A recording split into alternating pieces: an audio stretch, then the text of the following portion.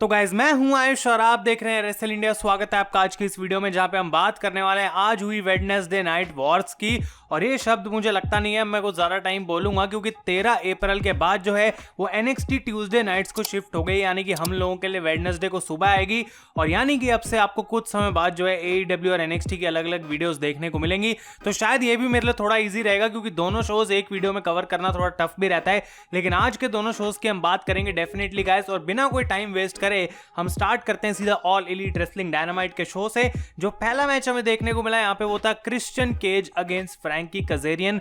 बहुत सारे लोग रुके थे देखने के लिए कि आखिर क्रिश्चियन का जो पहला मैच होने वाला है उसमें वो कैसे लगते हैं। और मैं आपको सच बताऊं तो ये मैच मुझे काफी ज्यादा पसंद आया। कुछ पॉइंट्स पर मुझे ऐसा लग रहा था कि शायद क्रिश्चियन को दिक्कत हो रही है या फिर वो फिजिकली जो है वो थक रहे हैं काफी ज्यादा, लेकिन एट दी एंड अगर इस मैच को मैं जज करूं तो काफी मुझे पसंद आया।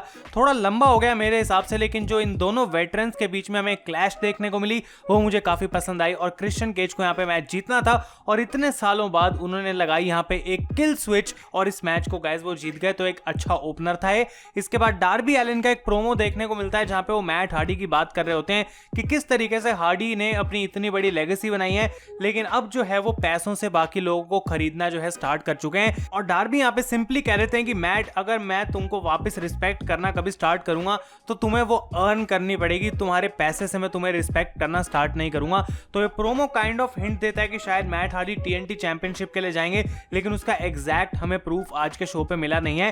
इसके बाद हमें एक अनसैंक्शनड मैच देखने को मिलता है कोडी रोड्स और QT मार्शल के बीच में, जहां पे स्पेशल गेस्ट रेफरी थे गाइस आर्न एंडरसन। और ये मैच एक नो कॉन्टेस्ट में खत्म हो जाता है क्योंकि QT मार्शल आर्न को ही अटैक कर देते हैं। अब यहाँ पे रिंग साइड पे काफी सारे लोग थे, आई डोंट नो कि ये लंबर जैक मैच भी था, लेकिन यहाँ पे QT मार्शल अपना हील टर्न कर चुके हैं और एरन सोलो, निक कॉमराटो और एंथनी ओगोगो के साथ इन्होंने यहाँ पे एक अपना नया ग्रुप सा बना लिया है। तो बुरे तरीके से यहाँ पे डस्टिन रोड्स को पहले अटैक करते हैं, एक पाइल ड्राइवर लगाते हैं ओवर द स्टील स्टेप्स, उसके बाद कोडी को डिस्ट्रॉय करने की कोशिश करते हैं स्टील चेयर से, लेकिन रेड वेलवेट बाहर आ जाती हैं और ये बेसिकली यहाँ से भाग जाते हैं। लेकिन फिर बैक स्टेज हमें देखने को मिलता है कि रेड वेलवेट इंटरव्यू दे रही होती हैं और यहाँ पे जेड कारगिल आके उनको भी अटैक करते हैं।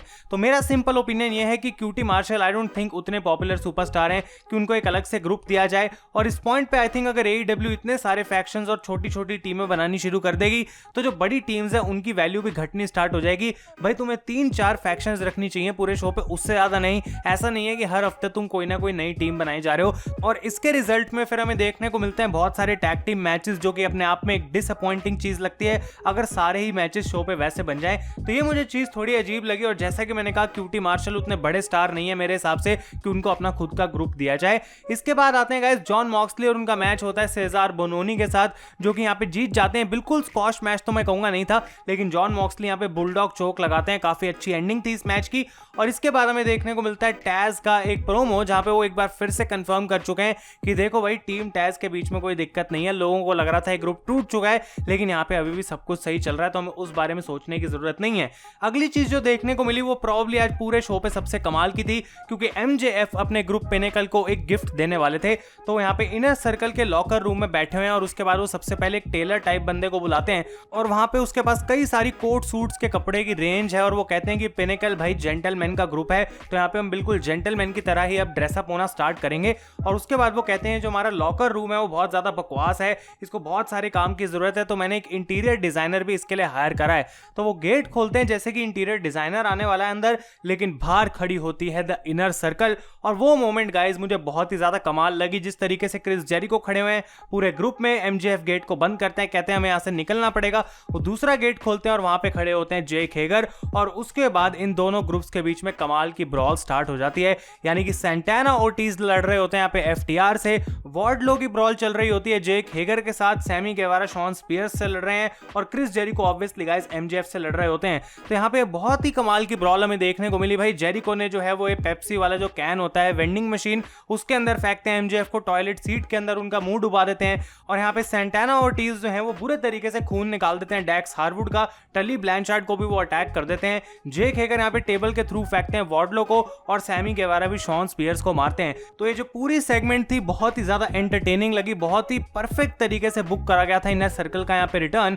और मैं बहुत ज्यादा एक्साइटेड हूँ क्योंकि नेक्स्ट वीक हमें इनर सर्कल से सुनने को मिलेगा कि आखिर वो कहना क्या चाहते हैं इस बारे में। तो भाई बहुत ज्यादा बढ़िया था और मेरे हिसाब से काफी अच्छे तरीके से इसको बुक भी करा गया था। तो ये भी पॉसिबिलिटी है कि एक ब्लड एंड गट्स मैच हमें फाइनली देखने को मिल जाए।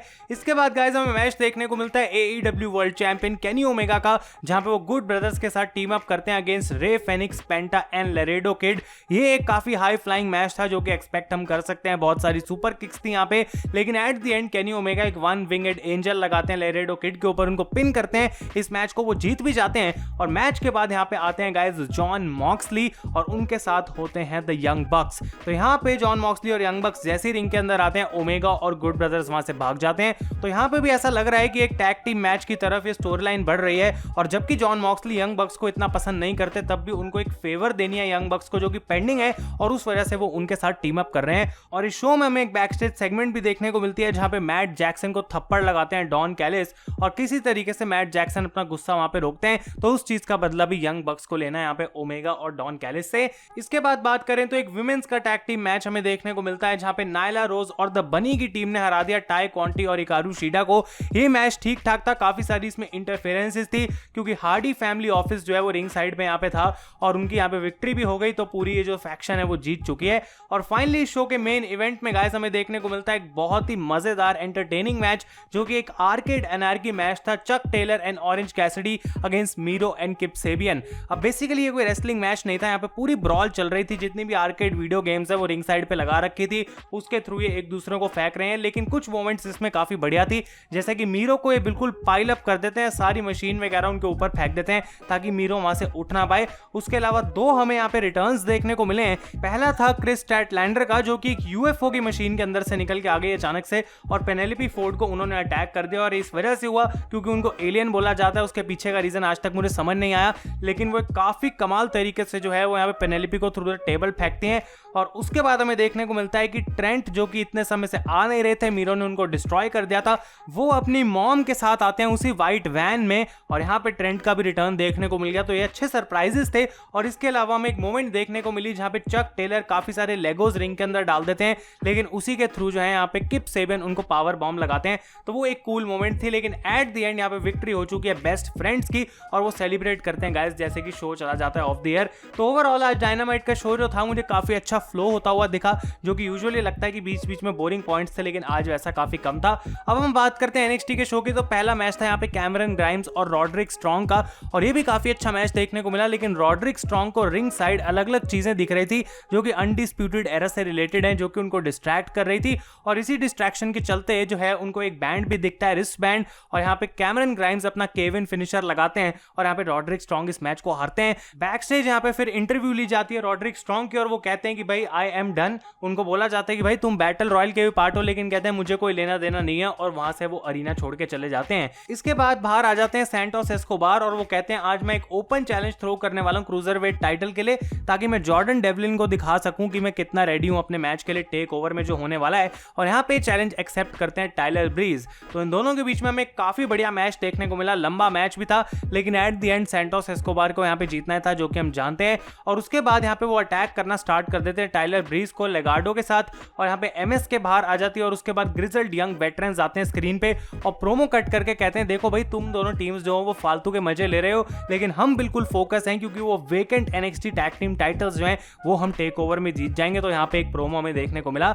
इसके बाद गाइस हमें द वे का मैच देखने को मिलता है, जहाँ पे कैंडिस लेरे और इंडी हार्टवेल की टीम ने एक रैंडम टीम को हरा दिया। मुझे पता भी नहीं है कि आखिर वो दोनों बंदे हैं कौन। और मैच के बाद यहाँ पे शॉर्टजी ब्लैकहार्ट और एम्बर मून आते हैं, और बेसिकली यहाँ पे द वे का उन्होंने चैलेंज एक्सेप्ट कर लिया for the NXT women's championship, और अब ये मैच भी हमें टेक ओवर में देखने को मिलेगा। तो कुछ खास नहीं था, लेकिन ये जो टैग टीम मैच बिल्ड करा जा रहा है उसके लिए डेफिनेटली मैं इंटरेस्टेड हूं। इसके अलावा जो पूरे शो के अराउंड ये चीज आज बिल्ड करी गई थी वो थी राक्वेल गंजालेस और इयो शिराई, क्योंकि इन दोनों के बीच में आज पूरे शो में मल्टीपल टाइम्स हमें ब्रॉल देखने को मिली, बैक स्टेज हो या फिर वो रिंग में हो। सबसे पहले इयो शिराई बैक स्टेज अटैक कर देते हैं राक्वेल गंजालेस को, उसके बाद उनका मैच होता है यहाँ पे जोई स्टार के साथ, गोंजालेस उसको जीत जाती हैं, और मैच के बाद एक बार फिर से इयो आके उनको अटैक करती हैं। अब बात करेंगे इनके साथ आखिर इसके बाद क्या हुआ, लेकिन उससे पहले हमें एक मैच देखने को मिलता है जहां पे जाया ली ने हरा दिया एक हैंडीकैप मैच में केसी कैटनजारो और केडन कार्टर को।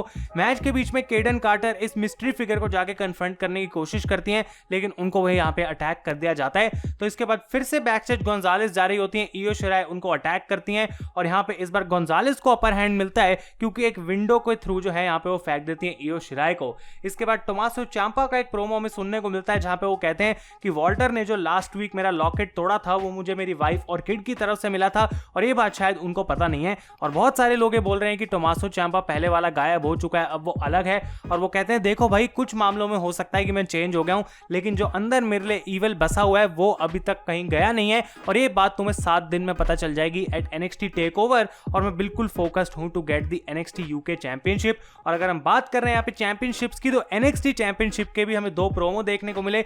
एक कैरियन क्रॉस का जहां पे वो पूरी अपनी ट्रेनिंग कर रहे हैं मैच के लिए, और दूसरी तरफ फिन बैलर की तरफ से जहां पे वो कहते हैं देखो भाई, मुझे फर्क नहीं पड़ता कैरियन एक लंबे मैच के लिए ट्रेन कर रहा है या फिर नहीं, क्योंकि जितना लंबा मैच चलेगा वो मुझे ही फेवर करेगा और एट द एंड मुझे ही जीतना है। तो जबकि ये दोनों बंदे शो पे नहीं थे, काफी अच्छा प्रोमो इनकी तरफ से हमें देखने को मिला। और सेम चीज गई यहाँ पे एडम कोल और काइल ओराइली के लिए भी। और फाइनली गाइस, इस शो का जो फाइनल मैच था वो था एक बैटल रॉयल, एक 11 मैन बैटल रॉयल, क्योंकि रॉड्रिक स्ट्रॉन्ग यहाँ से चले गए थे।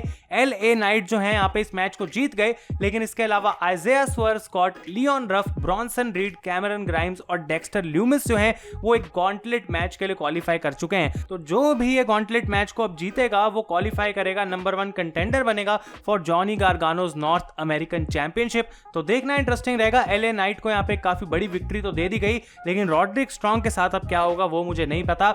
और इस मैच के बाद बाहर एक बार फिर से आ जाती है इयो शिराई, वो कॉल आउट करती हैं राकेल गोंजालेस को और इनके बीच में एक बहुत बड़ी ब्रॉल हमें देखने को मिली। काफी सारे लोग आ गए, काफी सारी सिक्योरिटी आ गई, लेकिन अपर हैंड जो है यहाँ पे इयो शिराई को मिला, जिसका एक ही मतलब मैं निकाल सकता हूँ कि भाई Raquel Gonzalez is going to become the new NXT champion. और मुझे लगता है कि ये पेंडिंग भी है, क्योंकि बहुत लंबे समय से इयो अब चैंपियन है और कुछ ट्रांजिशन भी करनी जरूरी है अब NXT के रोस्टर में। तो हो सकता है कि जो 2 मेजर टाइटल्स हैं सिंगल्स टाइटल NXT के, वो टेक ओवर में हमें चेंज होते हुए दिख जाएं। तो गाइस, आप लोग अपने ओपिनियंस दोनों शोज के बारे में मुझे कमेंट्स में बताएं। और अगले हफ्ते डेफिनेटली NXT की जो वीडियोस हैं वो अलग आने वाली हैं, क्योंकि टेक ओवर है, तो भाई देखेंगे कि कैसे वो मैनेज किया जाएगा। तो तब तक के लिए thank you so much for watching. मैं हूं आयुष और आप देख रहे हैं रेसल इंडिया।